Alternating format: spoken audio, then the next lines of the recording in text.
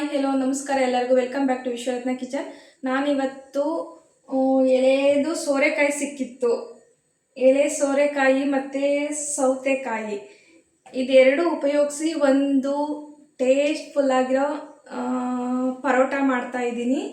ತುಂಬ ಸಿಂಪಲ್ಲು, ತುಂಬ ಕಡಿಮೆ ಇಂಗ್ರೀಡಿಯೆಂಟ್ಸು ಮತ್ತು ಇನ್ಸ್ಟೆಂಟಾಗಿ ಪಟಾಪಟ ಅಂತ ಆಗಿಬಿಡುತ್ತೆ. ಏನು ಬ್ರೇಕ್ಫಾಸ್ಟ್ ಮಾಡಬೇಕು ಅಂತ ಯೋಚಿಸಿರೋದಿಲ್ಲ, ಆವಾಗ ಈ ರೆಸಿಪಿನ ಮಾಡ್ಬೋದು. ಟೈಮ್ ಇಲ್ಲ ಅಂದಾಗಲೂ ಕೂಡ ಈ ರೆಸಿಪಿನ ಮಾಡ್ಬೋದು, ಅಷ್ಟು ಸಿಂಪಲ್ ಆಗಿರುತ್ತೆ. ಇದನ್ನು ನಾನು ನನ್ನ ಸಿಸ್ಟರಿಂದ ನೋಡ್ಕೊಂಡು ಕಲ್ತ್ಕೊಂಡಿದ್ದು. ನನ್ನ ಸಿಸ್ಟರ್ ಮಾಡ್ತಾಯಿದ್ರು. ಅವರು ನಾರ್ತ್, ಅವರು ಮಧ್ಯಪ್ರದೇಶ್. ನಾರ್ತ್ ಆದ್ರೇನು ಸೌತ್ ಆದ್ರೇನು ಊಟ ತಾನೇ, ಚೆನ್ನಾಗಿದ್ದರೆ ಅದನ್ನು ಮಾಡ್ಕೊಂಡು ತಿನ್ನೋದ್ರಲ್ಲಿ ಏನು ತಪ್ಪಿದೆ ಅಲ್ವಾ. ಈಗ ಅದನ್ನು ಹೇಗೆ ಮಾಡೋದು ಅಂತ ಈ ವಿಡಿಯೋದಲ್ಲಿ ನೋಡೋಣ ಬನ್ನಿ. ಸೌತೆಕಾಯ್ದು ಸಿಪ್ಪೆ ತಗೊಳ್ಳೋಣ.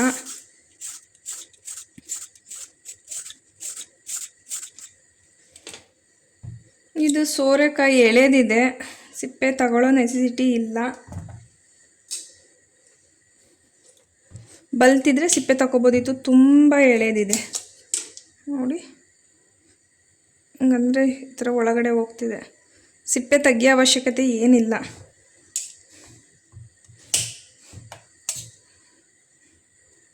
ಇದು ಸೋರೆಕಾಯಿ ಬಂದು ವೆಯ್ಟ್ ಲಾಸಲ್ಲಿ ತುಂಬ ಸಪೋರ್ಟಿಂಗಾಗಿ ಕೆಲಸ ಮಾಡುತ್ತೆ. ಇದ್ರ ರಸ ರುಬ್ಬಿಟ್ಟು ರಸನ ಕುಡಿದ್ರೆ ವೆಯ್ಟ್ ಲಾಸ್ ಆಗುತ್ತೆ ಅಂತ ಕುಡಿತಾರೆ. ನಾವು ಪರೋಟದಲ್ಲಿ ತಿನ್ನೋಣ ಮಾಡಿಕೊಂಡು.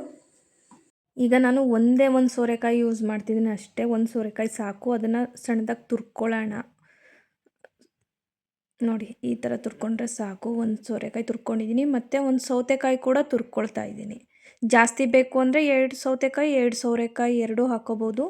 ನನಗೆ ಒಂದೇ ಸೌತೆಕಾಯಿ ಒಂದೇ ಸೋರೆಕಾಯಿ ಉಪಯೋಗಿಸಿದ್ದೀನಿ, 2 ತುರ್ಕೊಂಡಿದ್ದೀನಿ ನೋಡಿ.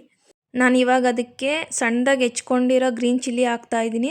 ಬಾಯಿಗೆ ಸಿಗುತ್ತೆ ಅನ್ನೋದಾದರೆ ಅದನ್ನು ಪೇಸ್ಟ್ ಕೂಡ ಮಾಡ್ಬಿಟ್ಟು ಹಾಕ್ಬೋದು. ಸ್ವಲ್ಪ ಕೊತ್ತಂಬರಿ ಸೊಪ್ಪು ಕಟ್ ಮಾಡಿ ಹಾಕ್ಕೊಳ್ತಾ ಇದ್ದೀನಿ. ಸ್ವಲ್ಪ ಕರಿಬೇವಿನ ಸೊಪ್ಪು ಸಣ್ಣದಾಗಿ ಕಟ್ ಮಾಡಿ ಹಾಕ್ಕೊಳ್ತಾ ಇದ್ದೀನಿ. ಮತ್ತು ಶುಂಠಿ ಬೆಳ್ಳುಳ್ಳಿ ಪೇಸ್ಟು ಸ್ವಲ್ಪ ಹಾಕ್ಕೊಳ್ತಾ ಇದ್ದೀನಿ. ಹಾಗೆಯೇ ಅಜ್ವಾಯಿನ ಹಾಕ್ಕೊಳ್ತಾ ಇದ್ದೀನಿ.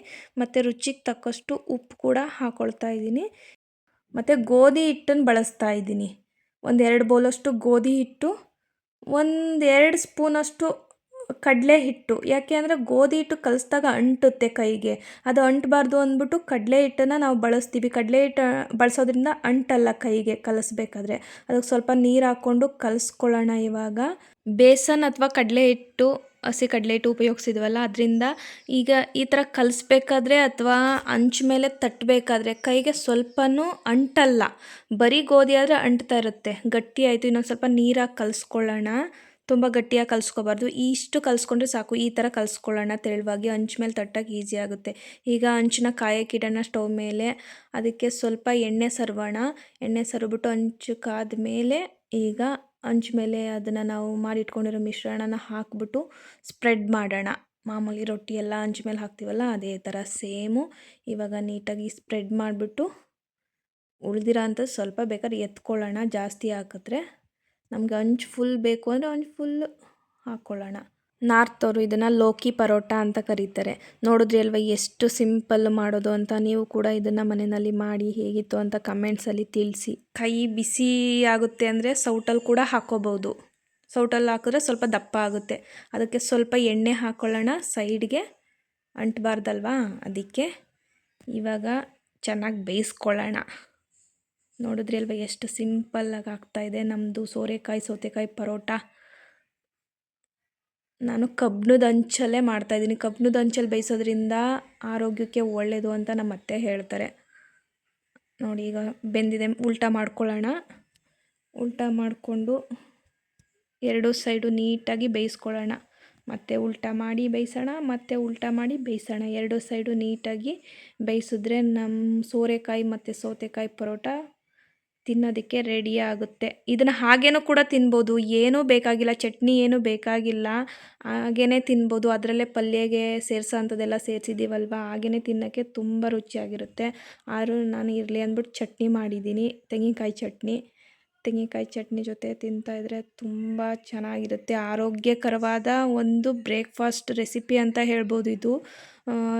ಮಿಕ್ಕಿದ್ರೆ ಅದು ಫ್ರಿಜ್ಜಲ್ಲಿ ಇಟ್ಕೊಂಡು ಯಾವಾಗ ಬೇಕಾದರೂ ಮಾಡ್ಕೋಬೋದು.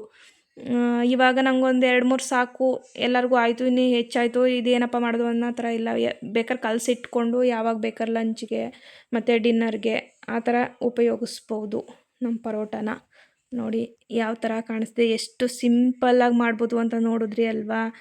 ಒಂದು 2 ಮಿನಿಟ್ಸಲ್ಲೇ ಆಗೋಗ್ಬಿಡುತ್ತೆ, ಅಷ್ಟು ಸಿಂಪಲ್. ಇಂಗ್ರೀಡಿಯೆಂಟ್ಸು ತುಂಬ ಕಡಿಮೆ ಇದಕ್ಕೆ. ಈ ಥರ ಮಾಡ್ಕೊಡೋದ್ರಿಂದ ಮಕ್ಕಳು ಕೂಡ ಖುಷಿಯಾಗಿ ತಿಂತಾರೆ. ಇದರಲ್ಲಿ ಸೋರೆಕಾಯಿ ಹಾಕಿದ್ದೀವಿ ಅಥವಾ ಸೌತೆಕಾಯಿ ಹಾಕಿದ್ದೀವಿ ಅಂತ ಒಂಚೂರು ಗೊತ್ತಾಗಲ್ಲ. ಪಲ್ಯ ಅಥವಾ ಸಾಂಬಾರ್ನಲ್ಲಿ ಮಾಡಿಕೊಟ್ರೆ ಸೋರೆಕಾಯಿ ತಿಂತಾರೆ, ಅವರು ಖಂಡಿತವಾಗ್ಲೂ ತಿನ್ನೋದಿಲ್ಲ. ಅದರಿಂದ ನಾವು ಅವ್ರ ಮಾಂಸು, ಅದರಿಂದ ನಾವು ಅವ್ರಿಗಿಂತ ಜಾಸ್ತಿ ಬುದ್ಧಿ ಓಡಿಸ್ಬೇಕು. ಈ ಥರ ಮಾಡ್ಕೊಡೋದ್ರಿಂದ ಅವರು ಖುಷಿಯಾಗಿ ತಿಂದ್ಕೊಂಡು ಆರಾಮ್ಸೆ ತಿಂತಾರೆ. Thank you for watching.